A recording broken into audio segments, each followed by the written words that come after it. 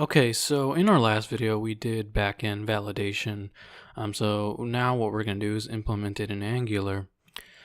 So starting off, let's go into our public folders, app, views, and pages, users, and then go ahead and pull up the register page.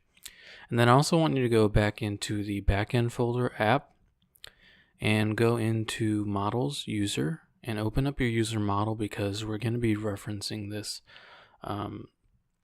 Okay, so going back to, let me close this, I don't know why that's open. Okay, going back to our register page, so I kind of want to show you something really quick, and so right underneath the form, go ahead and create a span and just type in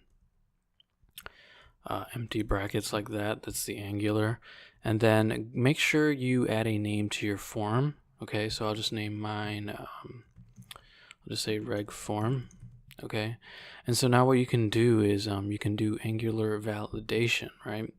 And so you can type in reg form and hit save on that. Okay, and so if you hit refresh on your page now, you'll see all the Angular methods to validate this form, right? And they all have different meanings, and we're just going to use a few of them. So, and I'll kind of show you what each one of them are. So, first, the one we're going to use is this one, pristine. Okay, and so if you type in dot pristine, right? Basically what the pristine means is the form has not been touched. So when you first load the page and you've not typed anything in any of the fields, the form is considered to be pristine. And then as soon as you type in a letter in the form, it is no longer pristine, right? So what I'll do is I'll just type in right before it, is this form pristine? I'll just put new in parentheses just in case. Okay. Okay, and so let's look at some of the other ones that we're going to use, right? We're going to use air, right? We're going to use air. So we can just copy this one, paste it underneath, and we'll replace this with air. Okay, and then we'll say, does this form have errors? And we'll use, let's see what else we have. We'll also use submitted, right? We want to know if the form was submitted. Okay.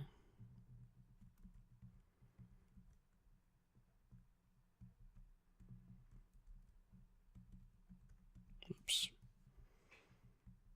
Change this to was the form submitted.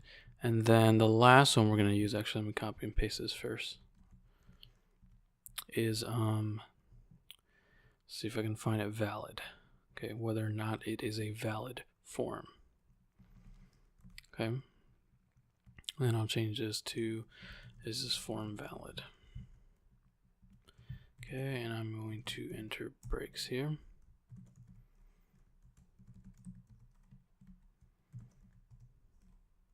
Okay, so now if you hit refresh, everything is set to a default, right? And we'll just go over this. Is this form pristine? New? Yes. And you'll notice as soon as you type something in there, it changes to false, right?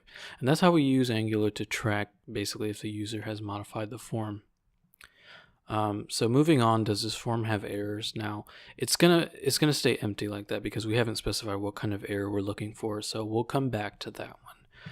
Was this form submitted? As soon as you hit register, you'll notice it changes to true. And is this form valid? For right now, it's true because we haven't set anything in Angular. All right, so by default, it's true. But once we start implementing the validation, this is going to change to false. Okay. So the first thing we want to do is we want to change this name, right? We want to make it so that it's always required. Okay. And so what we'll do is at the end of the input for the name, we'll type in required, right? Pretty standard HTML thing, right?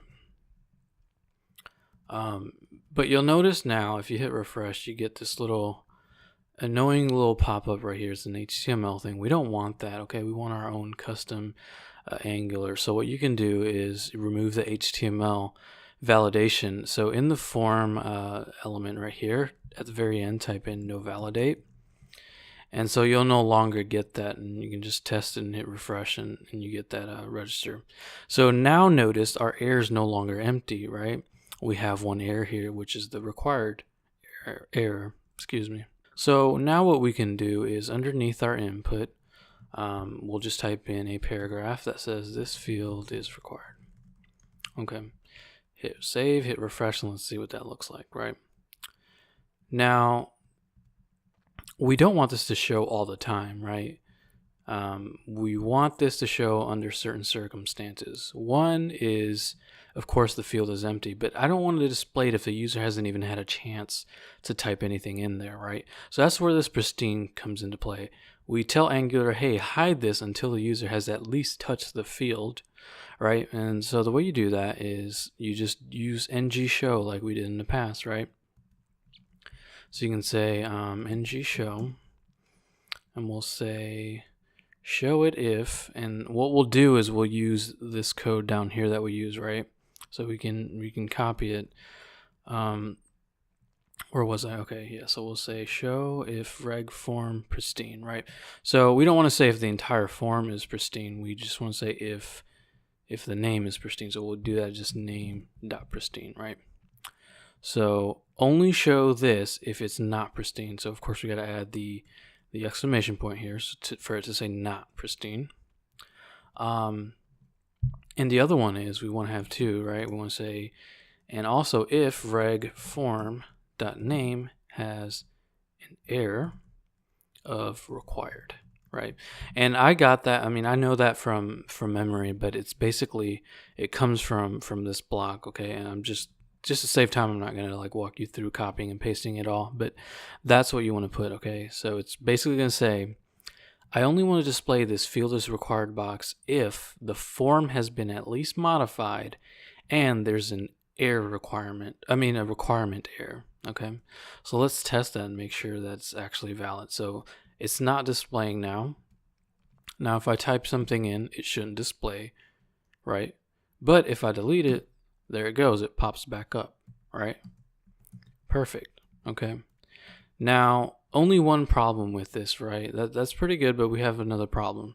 Notice if you hit register, it's still not telling you, hey, this is required, right? Most websites have this is required, right? So we want to add a submission condition, right? And that's what we have down here. So we can say, what we can do is take this and put it inside of parentheses, right? And then add a second condition, right? And we can say if the form is submitted, so we'll say if reg form submitted, right? Just like we have down here, and it has that error of requirement, right?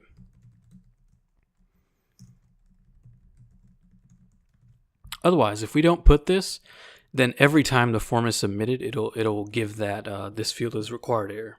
And we don't want to display that every single time, only when there's an actual requirement error, right? So let's test this. Go ahead and hit refresh. All right, and hit register. Okay, and then you'll see it pops up there now, right? And it'll stay there as long as the field is empty. Now, the final thing to do is this kind of looks stupid. So we're just going to add a little bit of Bootstrap into it, since we already have Bootstrap mapped. And so the way you do that is go ahead and change the class of paragraph to help block. Okay. And this is almost done. If you hit refresh and hit register, you notice it's a little bit dim now, so it looks a little better, but we can do a little bit more. So what we'll do is actually take the entire name input and place it inside of a div, okay? Just like this. All right, so all we did was just took the name part and placed it inside of a div, and add a class. Actually, it's going to be an ng class because we're going to use Angular, and this is how Angular works with Bootstrap, right? So we're going to have two different scenarios, right? We're going to have Whoops, wrong. We're going to have has success. And then we're also going to have has error. And then close that bracket. Okay. So basically what this is, some websites, what they do is when the field is wrong, it highlights it in red.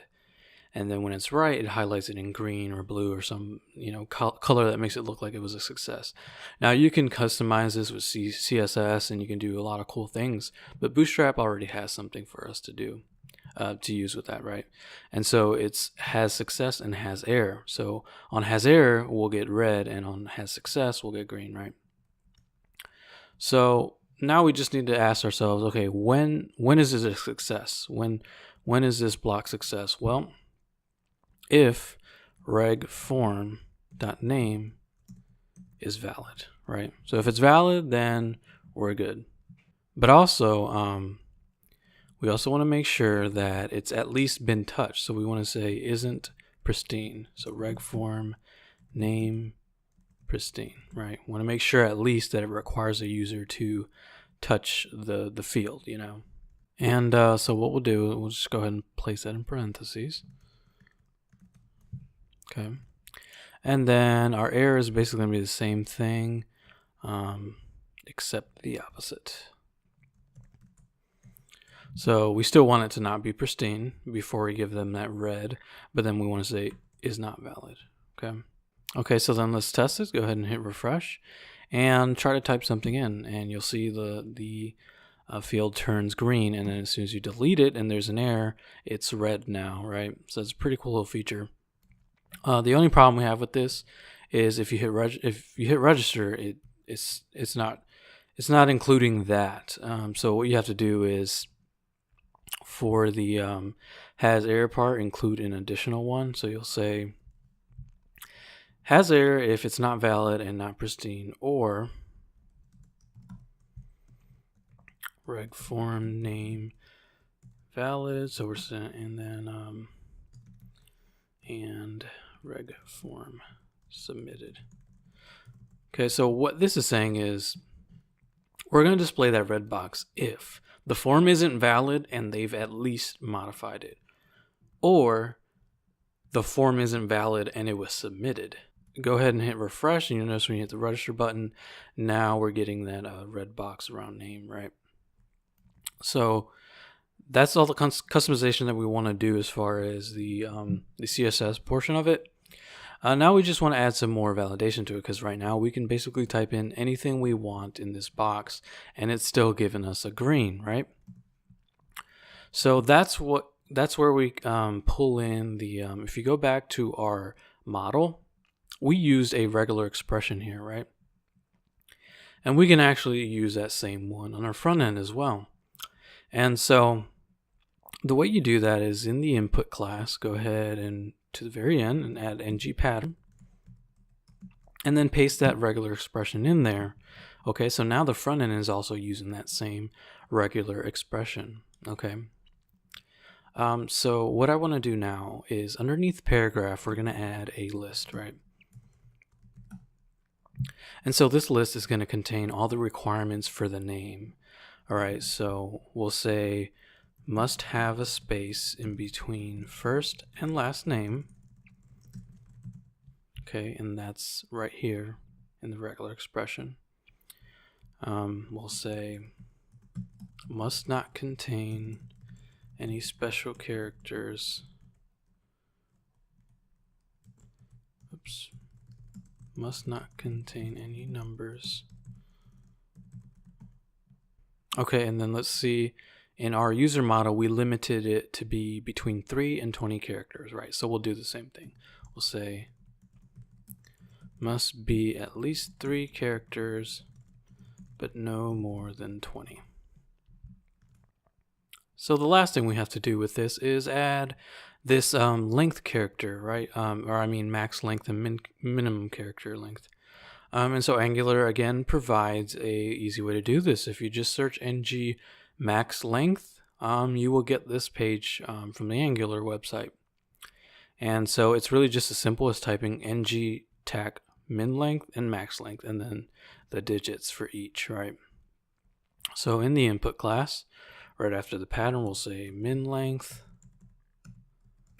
and then we'll say ng max length.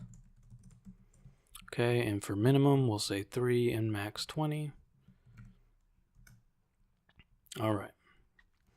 And don't forget in the list, make sure you add help block so that it picks up the CSS. Okay, so now we have to add this condition just like we did above where we said ng show. And really you can just copy it and we'll just change it a bit. So go ahead and copy that and add that to the list. Okay, so now we'll say instead of the required error, we'll change it to pattern. Okay. Same thing over here, pattern. And we actually don't need this second portion. We can delete that. Okay, so go ahead and hit save and let's see what this looks like. Go ahead and hit refresh and try to type something in, and you'll notice that the list that we generated comes up. And as soon as you type in something valid, like a actual full name, it goes away. And then the second you type in, like, say, a special character, a number, it comes back up, right? So it's going to come up at any time you have that error. Then if you delete it, again, this field is required. Now, the only other issue is our length that we implemented. Go ahead and try to test it. Now, see, it gives you the red box, but it's not displaying the message at the bottom, the list we have, right? So we just have to add that condition to our list. So we'll just say, we'll say or reg form name pristine, or rather not pristine, and whoops, don't close that yet, and reg form name dot error dot min length, and then we'll add one more, and we can actually copy the whole thing, paste it there, and then we'll change this to max length. Okay, so let's test this out and see what we get. Go ahead and type in a valid name, and upon entering too many characters, it should give you the list. There we go. Right when you get to 20, it populates the list there, right? So we have everything that we need now, and we can actually move on to the next field. So it should be a little easier from now. We can just really copy and paste.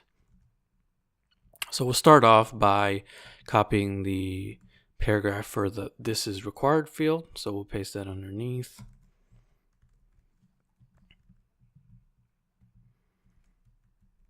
Oops, did not mean to do that. There we go. And then we'll just change this to email. So, oh, by the way, this name, where I got name from was right here. Whatever the input is called, that's what you want to match. So say, for example, my input was called email to, then this has to say email to. Okay, so just make sure that matches the name and that you have name, because name is not always required. But so, yep, change these to email, right? We're just mimicking what we did up at the top, really. Okay. And then we'll do the same thing. We'll place it inside of a div. Whoops.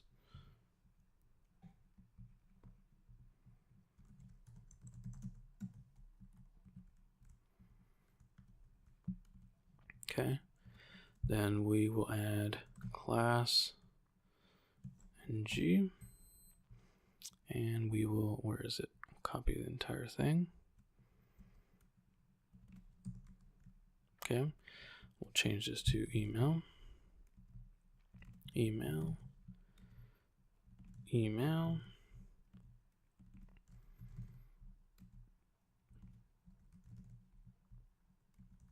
And then in the input, don't forget to add all the same things that we added up here. But first, actually, I want to copy this list just so I don't forget. Paste it underneath, then change everything to email.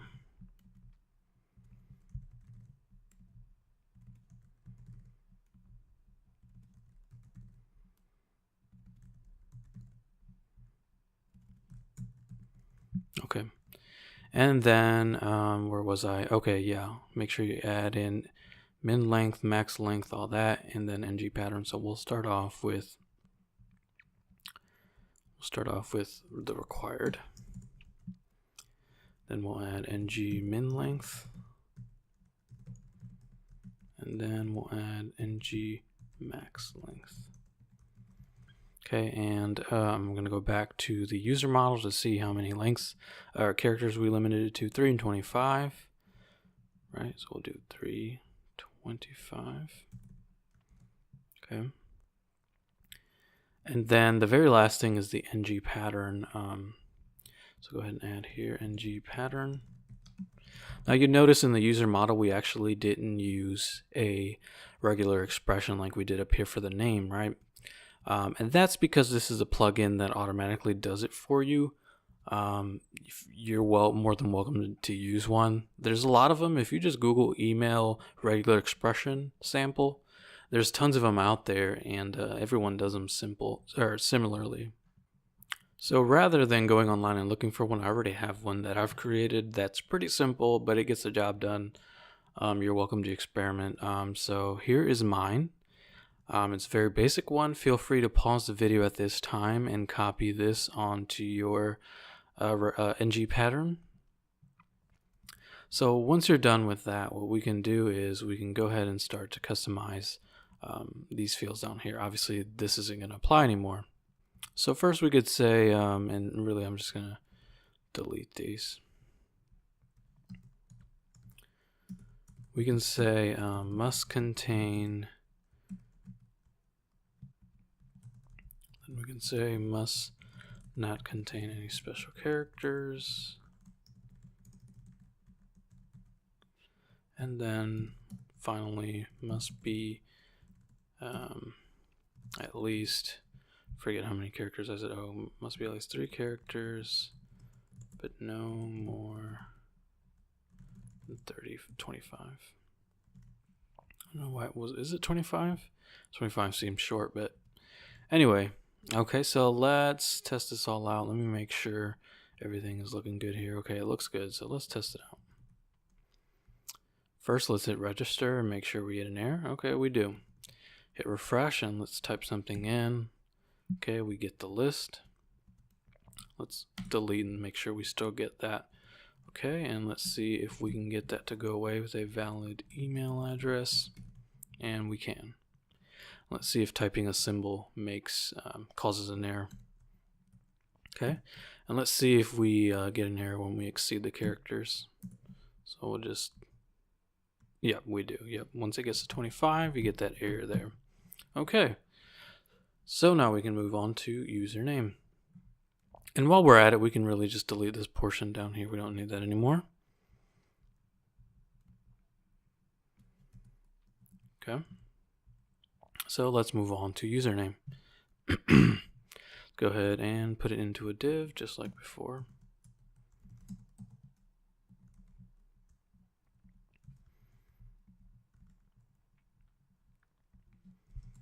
ng class, and we'll just copy everything that we used above. And we'll change it to match username.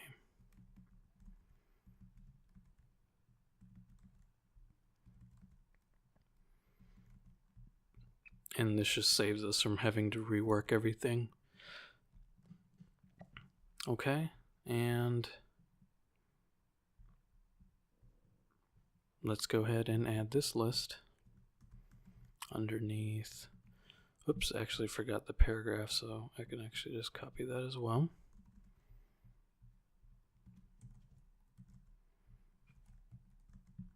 There we go. So go again, replace all the emails with the username.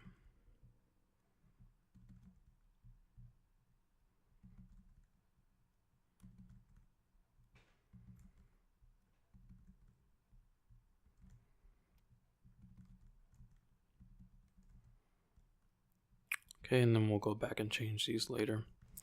So now let's add all the appropriate fields to the input. We'll add required.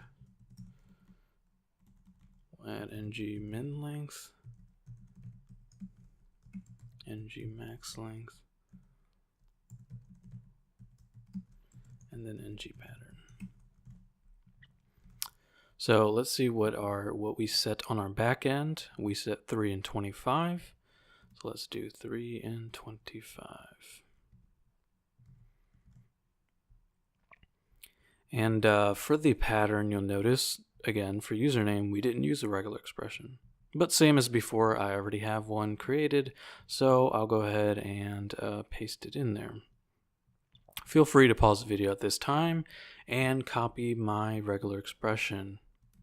And so we'll delete these lines. Oops. And I'll say must not contain any special characters and or spaces. I've allowed numbers and that's about it. And in between 3 and 25, okay, that matches, so we don't have to change that. So let's go ahead and save, hit a test, hit register. Okay, we're getting it here. Type something in, get the list, delete it, get it back. Okay, go ahead and type in a valid username, and then test the max length. There we go. Once you get to 25, you get that error. And then make sure to type in a symbol as well, you know. So what I recommend, I didn't mention this before, but you always want to test all your validation. Try to break your code, right? Try to type in whatever messed up username you can think of that the user might try to type in, right? Try every symbol, everything. You want to validate, you want to test it, you want it to be 100% correct. So for the sake of time, I'm just kind of going through the main, pieces, but you always want to go back and try to register, a bunch of different usernames and everything. So let's move on to the very last one, password. So copy this, enter it into a div. Okay, and then we'll add an ng class to the div. And then we will copy above. And again, we'll copy password over username.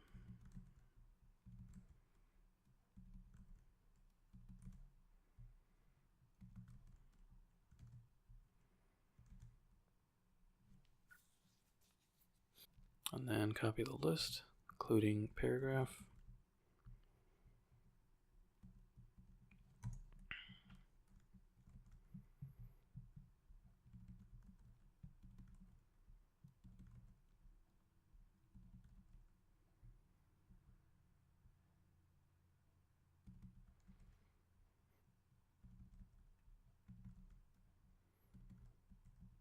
You gotta be really careful with this part because any one you miss will not necessarily mess up the entire thing, but you notice some weird things in your code and it'll take you a while to figure it out. Okay. So going back to our input, we'll go ahead and add that required. Okay, and then we'll add ng min length, just like before. ng max length. And then ng pattern. Okay, and we had set 8 and 35 in our user model, so we'll do 8, 35. And luckily we did use a regular expression for the password, so that saves us some time. Paste that into here.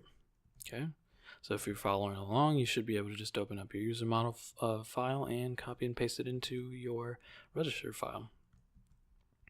Okay, so now last step is just to customize these errors down here, right? So of course I've made the regular expression to pretty much require what the standard passwords require now, which is must contain at least one uppercase letter,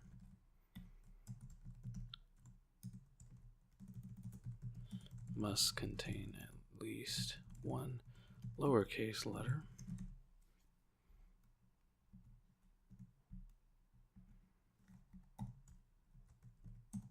must contain at least one number, must contain at least one special character.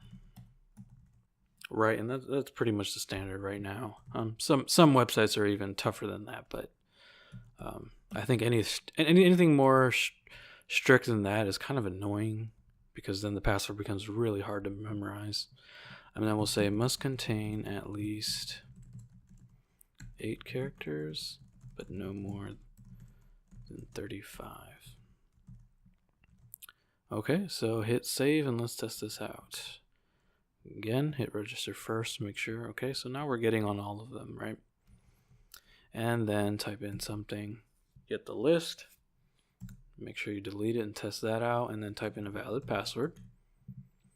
And then really any character is valid, so really the only thing left to test is the max length. There we go. Once you reach 35, and of course you can try to type a password that's less than 8 characters as well, right? Try that and you'll notice it doesn't work because it's not at least 8, right? So that's how you validate every field. Now we only have one last thing to do, right? Now, no matter what you do, this form isn't going to be submitted unless you meet all the requirements of the backend as well, right? We're still getting this error from the backend, and you will continue to do so. However, one additional safety net I basically like to add is I tell Angular, hey, don't submit this form unless it's valid, so that it doesn't even reach the database until it's valid. All right, it's just an extra step, not required, but it's just a little extra validation that I do, and it's really simple to do. And so what you do is you go to the top of your form, and where it says ng submit, where it says reg data, type in comma valid, right? Or I'm sorry, it's going to be reg form dot valid. Whoops. There you go. And so what we're doing here is we're only passing the form if it's valid, right? Or no, we're still passing it no matter what. But we're also passing the variable of whether or not the form is true, or whether it's true or not that the form is valid, right?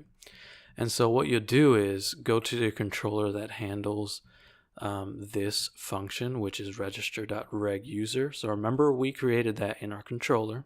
So go into public, controllers, and user controller, right? And then going back, it was regUser, passing reg data, and you can see that one right here, regUser, reg data. And so we'll just add that additional one we created. So whoops, I didn't mean to do that. Type in comma valid, right? And so what we can do with this is we can not execute the database portion until it's valid, right? And so the way we do that is we copy this entire database part, right? Go ahead and cut it out. And then we'll say if valid is true, then we'll do the database part. Else we won't, and we'll give an error. Okay. So go ahead and paste this in here. So if valid, we'll do the database part. Else, we're going to give them an error. And so what we can do is use the same error that we used before, or rather that the database gives you. So go ahead and paste that.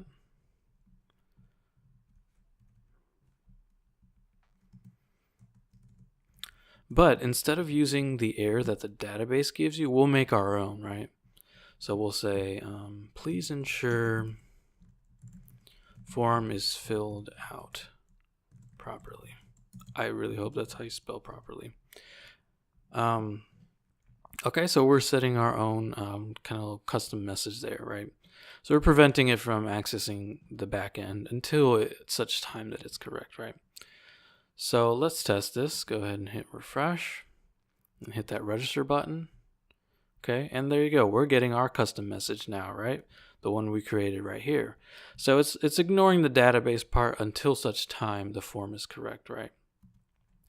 So now that we've cleared that up, let's go ahead and create a legit account and make sure everything's working right.